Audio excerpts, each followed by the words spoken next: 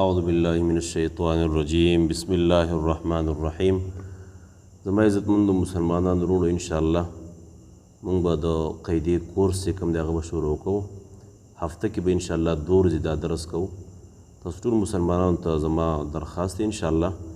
چې دا د قیدې دا کورس دا مونږ تاسو انشاءالله پابندۍ سره ګورو او دا تجوید او د قرآن مجید حروف او الفاظ زده کول دا لازمي دي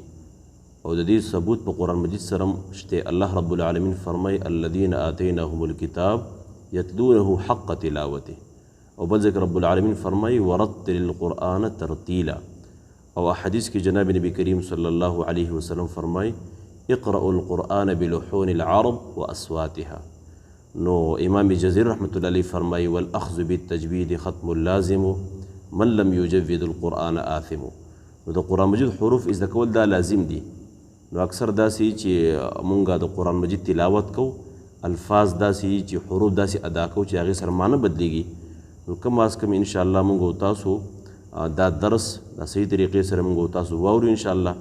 نن به مونږ حروف هجا شروع کو او انشاءالله رو به انشاءالله دا قاعده مخې ته مونږ وځو نو تاسو ټول مګر ته انشاءالله عاجزانه درخواست دی چې مونږ تاسو دا درس دا مونږ اورو انشاءالله یوټیوب چې کوم زموږ چینل دی دیر اسلامک چینل په نوم باندې انشاءالله پای کې به دا ویډیو تاسو ته میلاویږي نن به انشاءالله مونږ حروف هجا شروع کوو اعوذ بالله من الشیطان الرجیم بسم الله الرحمن الرحیم سبق نمبر 1 حروف هجا دې ته حروف هجا موي حروف مفرده وتم وي معنی دا چې دا حروف جدا جدا ادا کیږي او دا ټول حروف 29 حروف دي او د دې ټول 29 حروفونه تمام قرآن مجید چې کوم دی هغه جوړ شوی دی نو دا بنیادی حروف دي که دا په صحیح طریقې سره دا 29 حروف یاد شو انشاءالله زمونږ تاسو الفاظ به چې کوم دی صحیح شي پای کې اولنی حرف دی الف اولنی حرف دی الف معنی دا الف فداسې ادا کوي چې آخر کې د فا آواز کوي الف او دویم حرف دی با نو دا با چې ادا کېږي نو دا د شونډو د لمدې حصې نه ادا کېږي دا د شونډو دننه دا دننه حصه ده دا لمده حصه ده او دا بهر چې کوم دی دا وچه حصه ده با او بل دریم حرف دی تا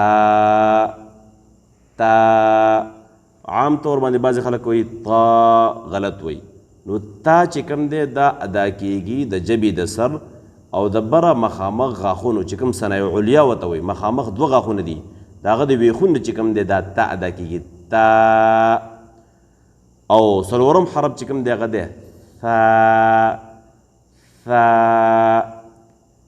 ثا چې کوم دی عام زمونږ د عوام ملګري چې کوم دی رونه اکثر چې قیدې نه ویلي هغه ثا ته سا وایي سا نو سا غلطه ده قرآن مجید کې چې کوم ثا راغلي ده ثا نو مونږ وایو ثم نو خلک څه وایي ثم نو ثم غلط دی دا ثم نه دی دا دی ثم د ژبې د سر او د بره مخامخ غاښونو د سرونه چې کوم دی ثا ادا کېږي ثا او سلو پنځم حرف چې کوم دی جیم او بل حرف دی حا او بل حرف دی خا په کوم باندې چې ټکی نشته دې ته وایي حا او په کوم باندې چې ټکی دی دې ته وایي خا و حروف چې کوم دا غټ ادا کېږي خا صاد ضاد طا ضا غین قاف نو په هغه و حروف چې کوم غټ ادا کېږي هغې ته مستعلیه وایي او پای کې غټ حرف چې کوم دی یو پکې خام ده نو خا بل حرف دی دال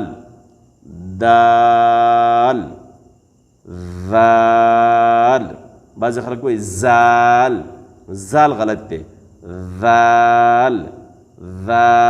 د ژبې د سر د بره مخامخ غاښونو سرونه ذال بل حرف زموږ سره دی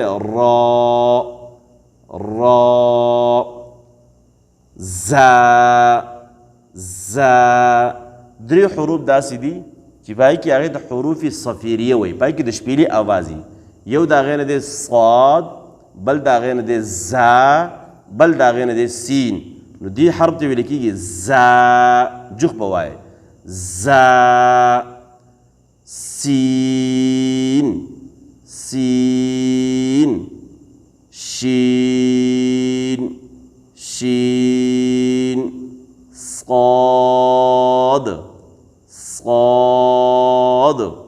د مخکې دا خبره وکړله چې دا درې حروف صاد زا سین دي کې د شپېلې آواز کېږي صاد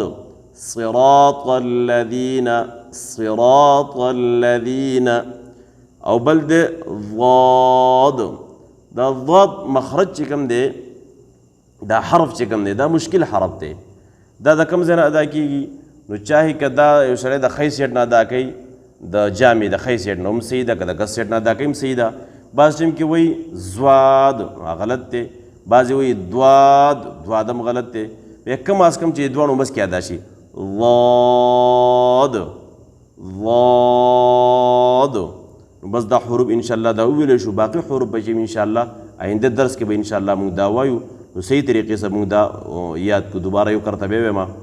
اعوذ بالله من الشیطان الرجیم بسم الله الرحمن الرحیم الف باء تاء ثاء جيم حاء خاء دال ذال راء زاء سين شين صاد ضاد صدق الله العظيم.